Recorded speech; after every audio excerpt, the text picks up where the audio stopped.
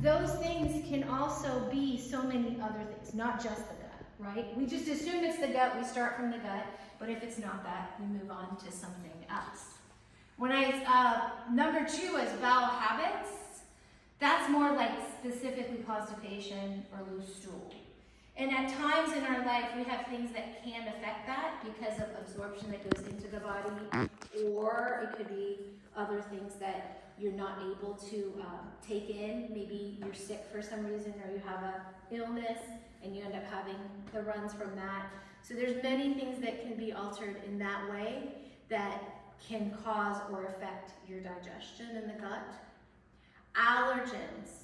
It's interesting because people say, I have a quote-unquote milk allergy, right?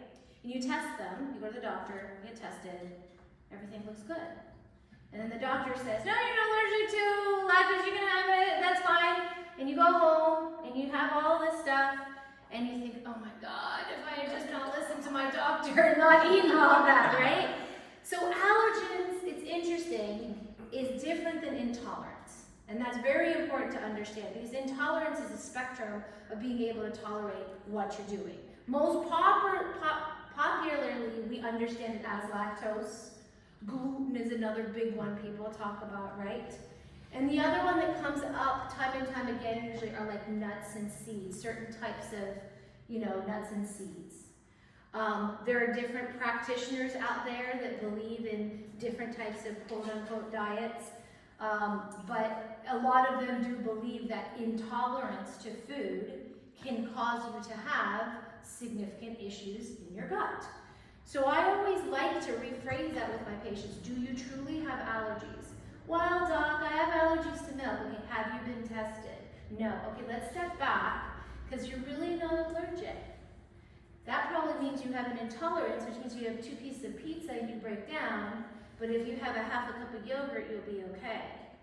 Because of what's in there and what's in those, types of products. So I think it's important for the public to understand the difference in general about allergens versus intolerances. Because again, you have a medication, statins are a big one, right?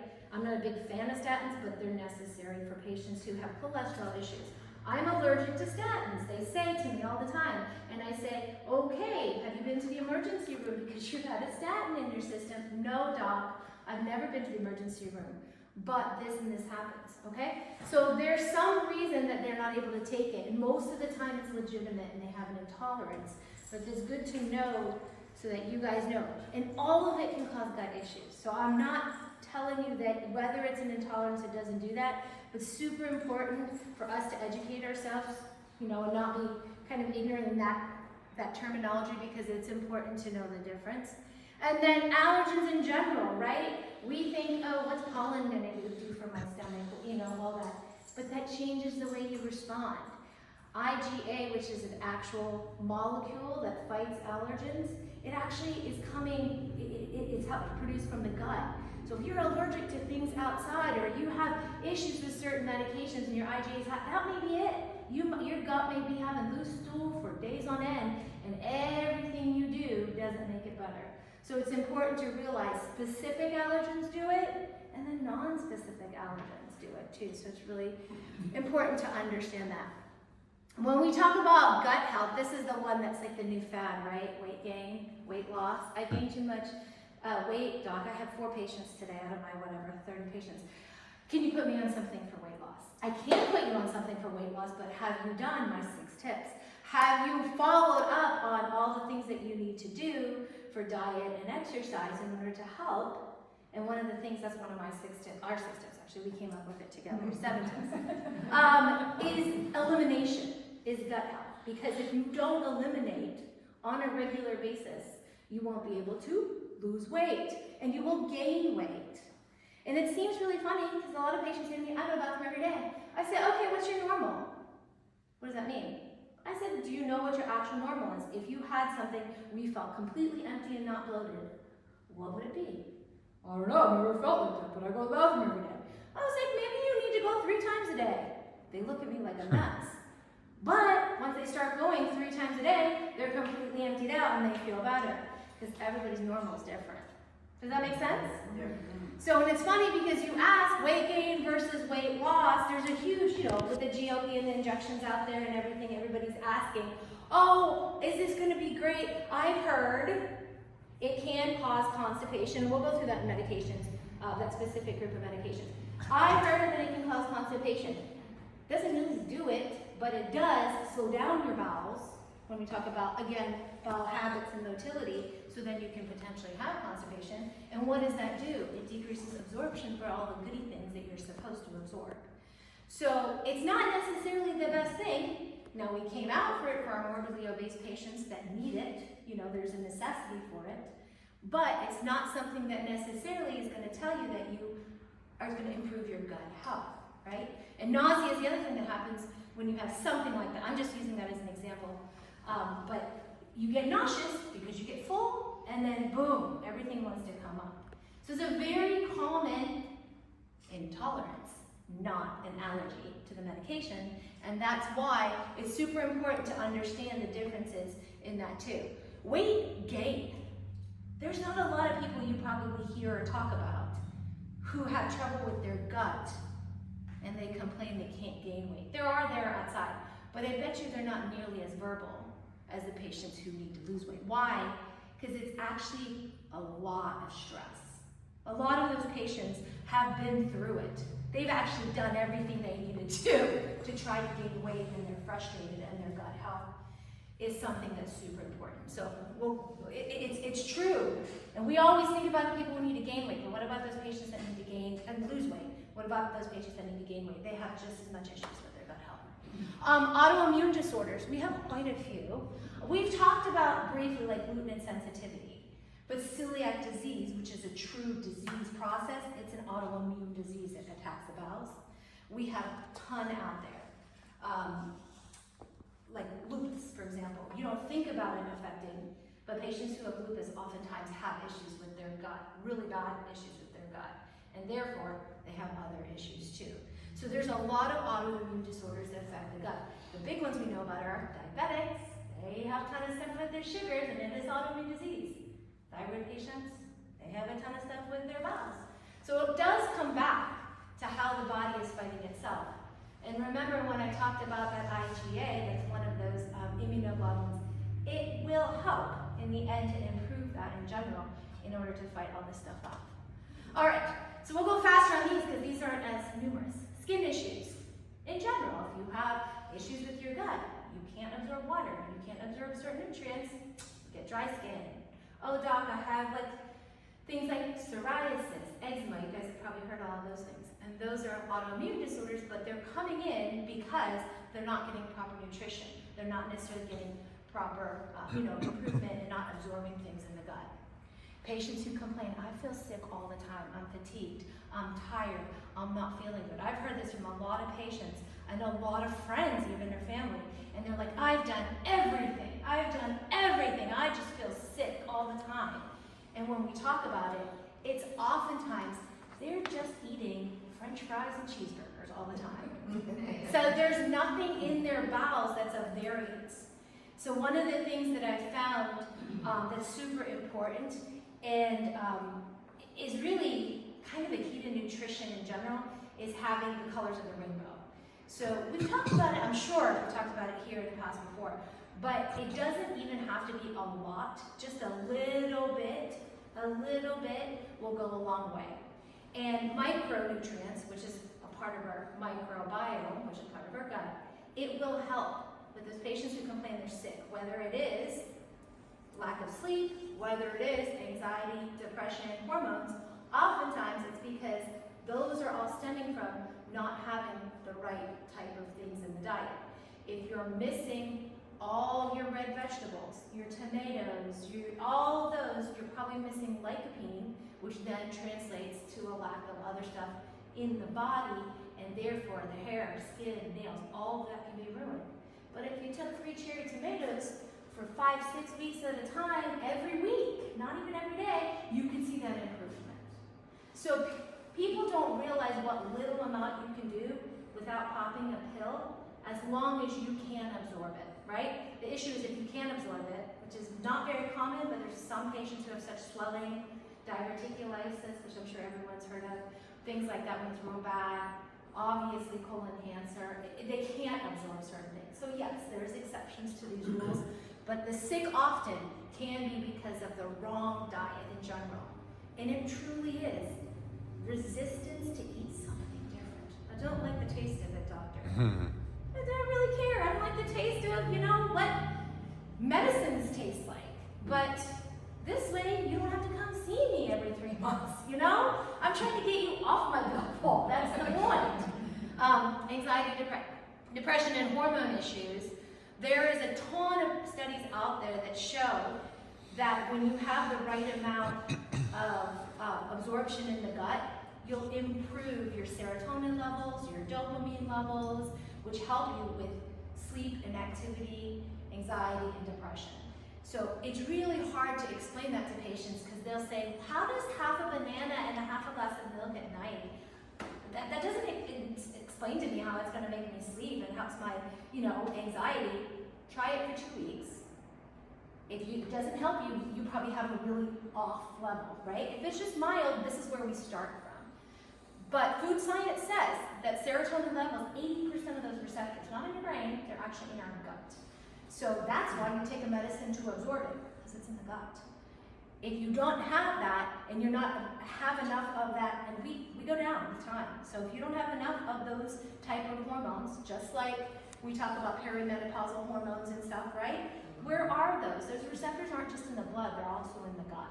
So that's why food is super important, to make sure that you have the right amounts of it. And the last thing are actual medications and supplements. I love supplements. I don't mind them at all. As long as you come to me and the rest of your insides look good and your outsides look good, I'm never going to tell you not to take something you believe in. I'll just tell you that I'm not a naturopathic doctor, I'm not an acupuncturist, I don't have a degree in Chinese medicine. But if you do, and you believe in it, I'm okay with that, but know that your kidneys can be affected, your liver can be affected, your gut can be affected. I always say that because it's just like any of the medicines. My complaints from all my patients are, well, this goes through this and causes this. And I was like, well, what did your so-and-so do that has 16 things in it? Well, I don't know, but they tell me it's great for me. Everything has a side effect or a intolerance, right? So just to be aware that that can cause you to have the diarrhea, that can cause you to have the constipation that you didn't even think about because you didn't bring it as a bottle to the doctor. You know, so I usually tell my patients, bring everything. Don't, especially the first couple of times I'm meeting them, or write it down. But it's better if they bring it, because if they have something, I can see what's in it. And I know that Arnold believes in this too, but I've come to the thought process that a lot of times it's actually great to tell people in general, when you take a supplement, try to take them separately. It's a pain in the butt, but do something to take, you know what I mean? It's hard. Take your magnesium separate than your vitamin B, separate than your C. If they all work for you, go get a supplement that works together, that's fine. But if you don't know how it's working on you, I wouldn't take something with 6 things in it that you don't know how to pronounce, because otherwise you don't know what you're taking. Make sense? Okay. Okay, so different hormones involved generally. I split this up a little bit. Thank you, I appreciate that. Absolutely. We went from the top, when you eat. The hormones in our body is what I'm kind of referring to. Hormones and different types of enzymes is what this whole section is about. So amylase and lipase. It's interesting. Use L-Y-P-A-S-E. That's how we spell it in India. But in the States, it's L-I-P-A-S-E. So that's okay. So either one will find.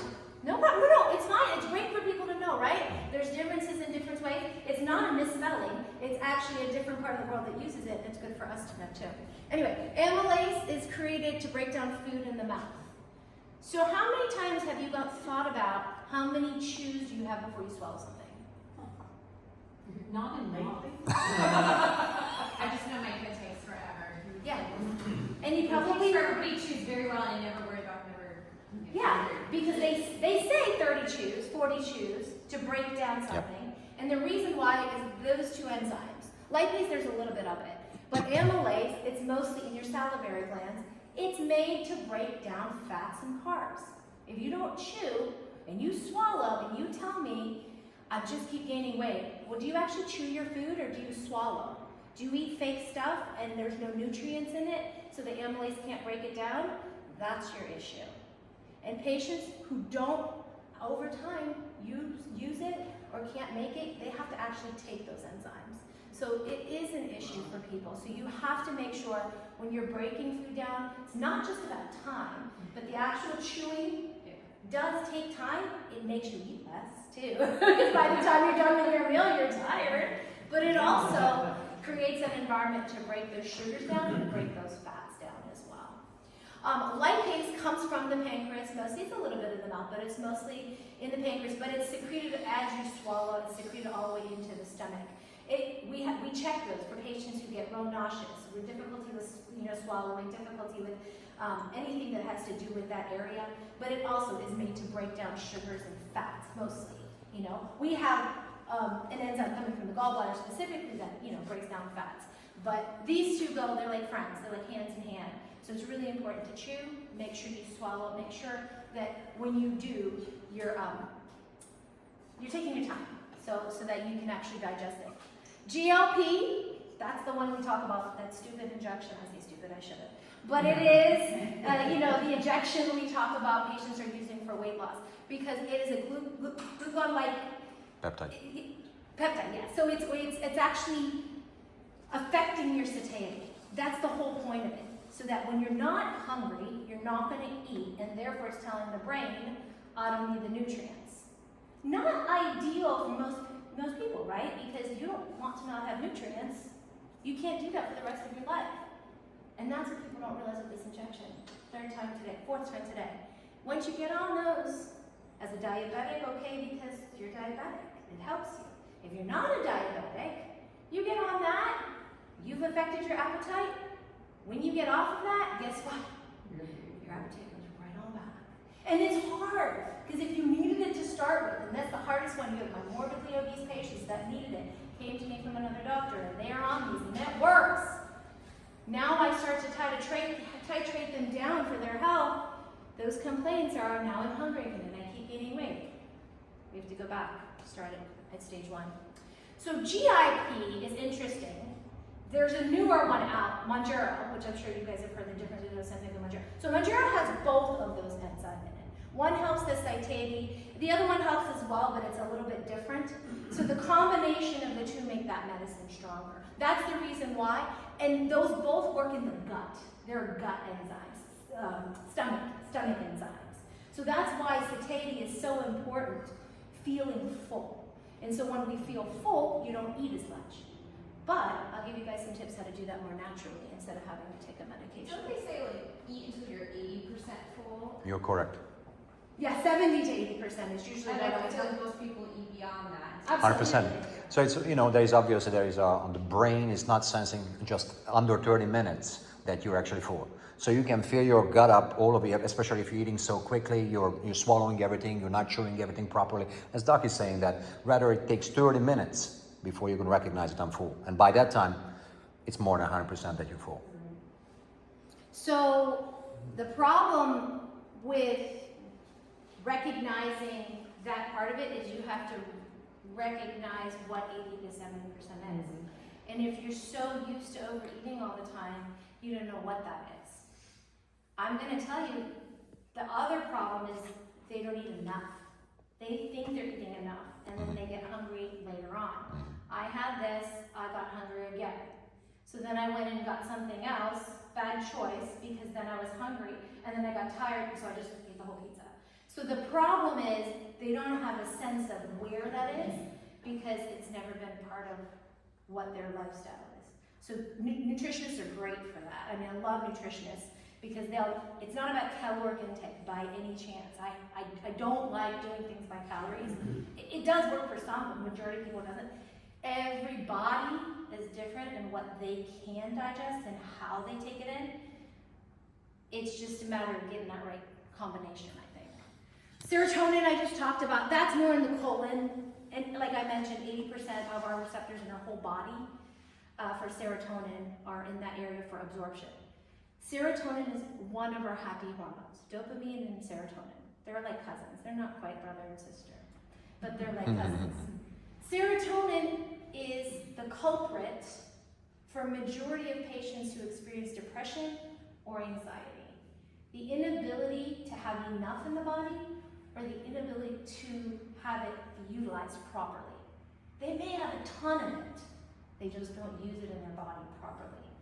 So I personally think that eating, as we talked about, the little amounts, it's affecting your microbiome. I feel like that would help more than taking a medication, because when you take the medication, the problem is you're then suppressing parts of your body. And what people don't realize, and again, medicine may be needed, we test, we have to do it, but if you don't try the stuff that's harder to do first, if you don't try the dietary changes first, you'll never know. And then what happens is you go through one medicine, another medicine. Doctor, you're not helping me. You're a horrible doctor. You didn't do anything for me. I get all those complaints because they haven't tried changing their diet. And by the time they get there, most of the time, they just don't have an appetite, right? They don't feel like eating, especially our anxiety patients, because they're so worried about what's going on in the gut. Dopamine is truly our happy hormone, they call it. You know, it is helping with movement. It helps a lot of times lift patients when you do something to make yourself super happy. We talk about serotonin release when you come here, right? When we work out here, that is a natural form of releasing serotonin, but it actually releases a little dopamine as well. And so when we get natural forms of that from exercise, the sun, there's so many, sex gives you serotonin and dopamine, and they don't realize that, right? So guys are super happy about it, and women are like, oh God, again. But there's a reason why they can maintain the weight loss sometimes a lot better. So there is scientific evidence that serotonin, dopamine, those receptors, if they're happier and they get a lot of things and it's working in your body, you actually can maintain your mental health a lot better than if you didn't have it. Ghrelin and leptin, I don't want to touch too much on them. I just wanted to put up there for anybody who was kind of more interested per se. Leptin, it's interesting. It is made to help you feel full, right? And it's interesting because one of the only times that it's secreted, I thought it was the only, but it's one of the only times, is at nighttime. So 1/3 of our time period in our body when you're physically in sleep is when this hormone is secreted.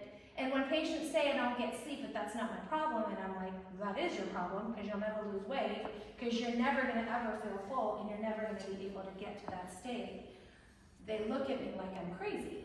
And then they go back to using like an Oura Ring or some kind of Fitbit or something to measure their sleep, and all of a sudden, the weight starts to come off after years of exercising. Because that hormone is super important that we've seen. They gave this to mice and they got all skinny. They physically injected it into mice and they got all skinny because they were feeling full and they stopped eating as much. So it is a true hormone that really does affect us. And ghrelin's the same thing for hunger. Opposite. You got too much of that, you're always hungry, you're always hungry. In order to suppress that again at night, sleep is super important to make sure you keep it under good control.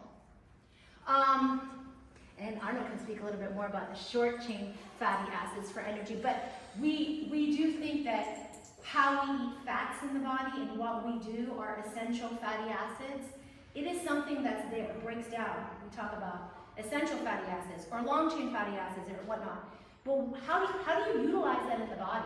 It has to become this and then break down into energy to get absorbed into the body. So fats aren't just used to clog our arteries. Fats aren't just used to create beautiful skin. It's broken down to create that energy level so that you can actually move and do things. When it gets absorbed as a short chain fatty acid, it's not going in to your fat reserves. It's getting utilized as energy. Absolutely. Yeah. Let's see. Where are we at? Halfway? Yeah. Halfway mark? We're good? Okay. Yes. All right, so a couple other hormones that you guys are probably much more, how do I say it, familiar with, right? B12 deficiency, iron deficiency, tired, not feeling good, whatnot. But these are about gut absorption. If you don't have this factor, it's called the intrinsic factor in the small intestine, third part of the small intestine, you can't actually absorb B12. And we have seen a lot of patients who've gone through gut surgeries or they had, I got my appendix out. well, do they affect that third part of your small intestine? Because you may not be absorbing B12. And we as doctors always forget to ask that because like 50% of our patients have had appendectomies. But that's super important to know. Another thing, as far as absorption, there's a lot of medications that actually break down and you can't take in B12. Real popular one that's been around forever is metformin with diabetics. After being on metformin for a while, you actually can't absorb, you can't break down the B12, so you have to supplement with the B12. And patients don't realize that it's our job to tell you that. But if you know that there's a breakdown process going on there and you're not absorbing it, you'd be able to supplement with it, and it gives you that energy back. The other thing is vegans. They don't have as much meat in their diet. And so the B12 pretty drastically comes down quickly in those patients when they don't have the proper dairy or meat products in order to supply themselves with the B12. They start to get shakes. It's not just about the loss of it, but the shakes and the nerve type of deficiencies that can occur when you don't have the proper amount of absorption of B12. Iron, magnesium, both are utilized in different ways. Magnesium is great for the gut. Absorption of magnesium is super important for the body. It occurs mostly in not the gut, the colon. And iron can be absorbed along the whole place, the whole tract.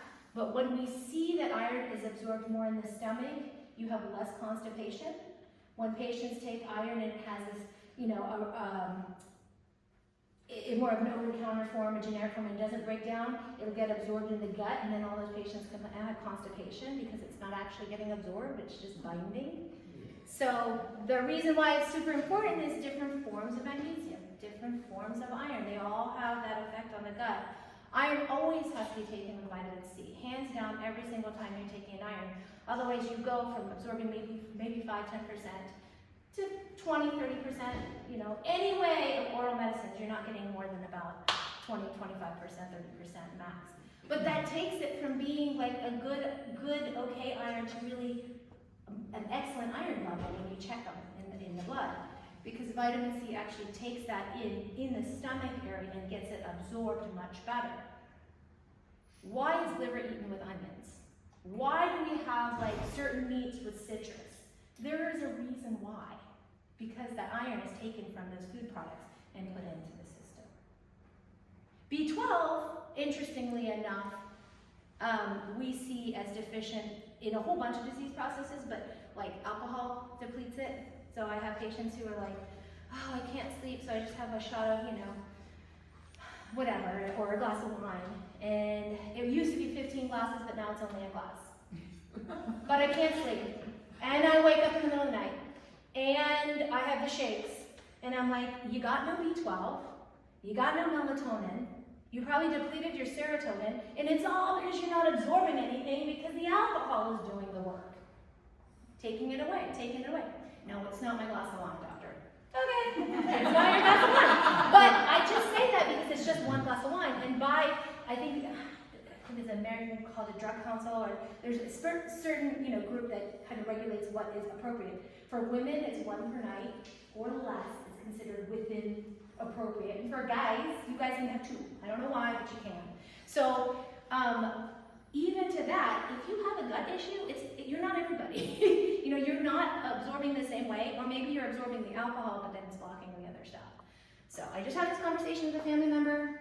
Your 1 glass is acting like 3 glasses. That's the best way for me to describe it. So for you, first of all, don't pour a double, okay? Number 2, take all the stuff you're supposed to. You need to rebuild up your B12. You need to rebuild up your iron. You need to rebuild up your magnesium, serotonin, and melatonin. And we have seen that.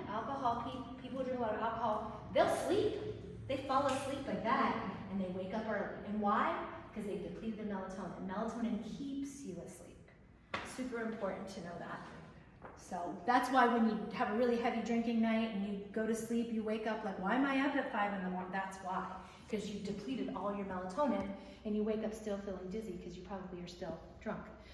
So these things are what I would say to follow. This is the best way, and this is where the food comes into talking about the food in itself. And I apologize. My thought process was to bring fiber, fermentation, fluids, fats, fatigue. But what I'm going to do is I'm going to throw that out to you guys to give me an idea. Fiber, it's pretty obvious, fiber. What are some forms of fiber that you guys think of? Apples. Okay. One of the best ones. Yeah. It's a great one. Anyone else? Apples, the skins of apples have. It's good stuff. Well, anything in general. What else has fiber in it? Or vegetables. Mm-hmm. Yeah. So a lot of your vegetables do, some of your fruits do. You have complex fibers too. You know, you can't forget your oatmeal, quinoa and stuff. They're fiber. We don't think about it because you're like, oh, doctor, we're talking about healthy stuff. Those are healthy. You're allowed to have them, especially things that have insoluble fibers. They're not getting absorbed. So we're talking about gut. Why would you talk about that? It's helping the other stuff get absorbed, right? So there's reasons we take certain things.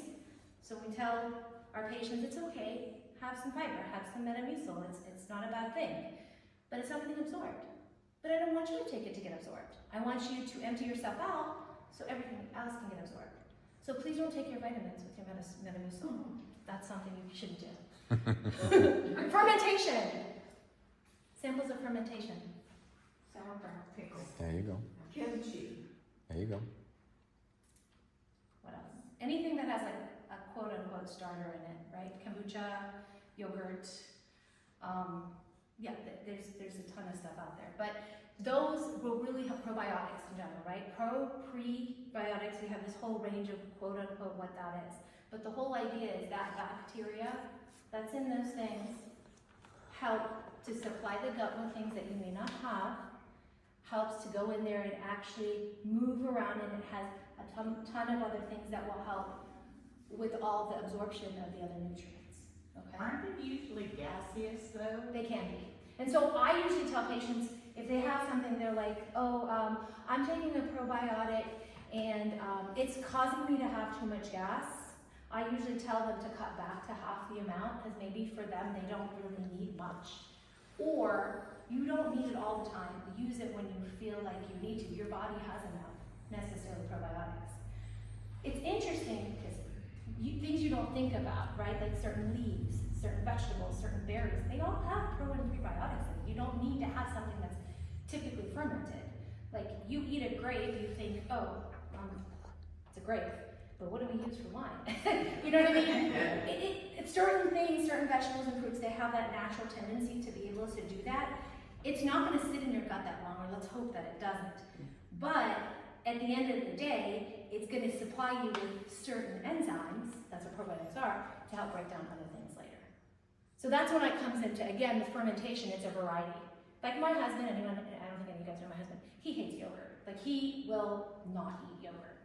But God, if we do not have sauerkraut in our fridge wide open in our fridge every day, it doesn't matter what kind, as long as it's something that has some fermentation in it. Fluids. What kind of fluids is it? Water. Water. Yes. Yeah. 8 ounces a day. So this is microbiome, right? How to improve your fluids. And I want to point this out because it's not just the fluids going in, it's fluids coming out. I want to make sure your kidneys are going to be doing good. We're talking about the gut, but it's really important to know, again, they work together because they're both eliminating. So water is a huge one. We talk about a minimum of half your kilos in water weight, not pounds, but half your pounds, the number of kilos for it to drink ounces per day. But if you're trying to improve your health, you probably should drink more, and that's what people don't realize. On a hot day, drink a little bit more. Now, with that, if you go over that half, please give yourself some salt. Please give yourself some extra electrolytes, because over that amount is great, but you have to have some balance with it too. And it doesn't have to be fancy. You can take good old apple, like, a fresh apple juice or fresh orange juice, cut it in a third. That has a ton of electrolytes. Ton, right? So you can use certain things. That doesn't have to be super fancy, especially if we're going to foreign countries or traveling or something like that. You can find electrolytes without having to, spend an arm and a leg. Fats. What are some fats that are acceptable? Salmon. Yeah. So the thing that when patients always ask me, what should I do, cholesterol especially, they have their cholesterol, they want to take a statin, which I'm fine with. What do you do? So I usually tell them, start with a fish and fiber diet, because that fish is going to give you protein, it's going to give you good fats, it has a little bit of that ability to ferment too, because it's got all the enzymes in it, and then your fiber has pretty much everything else. So if you can stick to that, it would be helpful. But if you can't, okay, I get it. Not everybody can, trim it down to that. But fats, yeah, fish are a great form of fats, and avocados are a great form of fats. What else?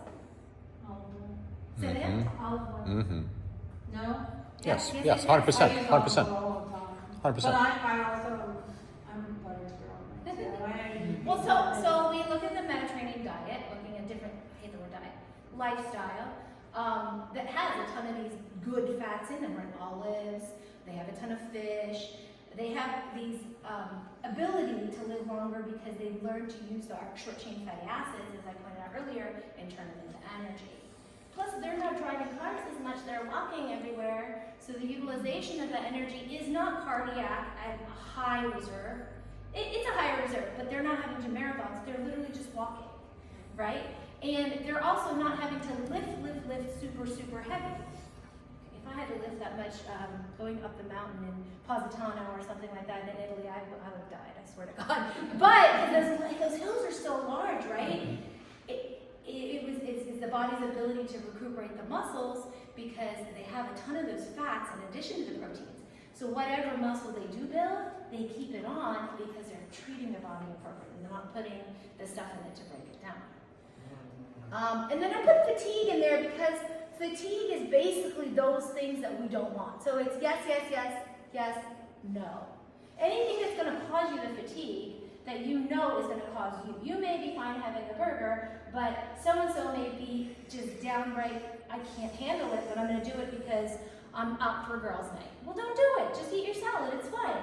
But we get tempted to do things that other people do because we see, that's what the pressure of society, the pressure of going out, and we forget that those processed foods, sugar, alcohol, just like what I talked about, that can all just cause fatigue. And then what happens when you're tired, what else is tired? Your bowels are tired, right? They're not going to absorb, they're not going to do what they need to. You get constipated and boom, you're out for a couple more days on whatever effort you try to work with.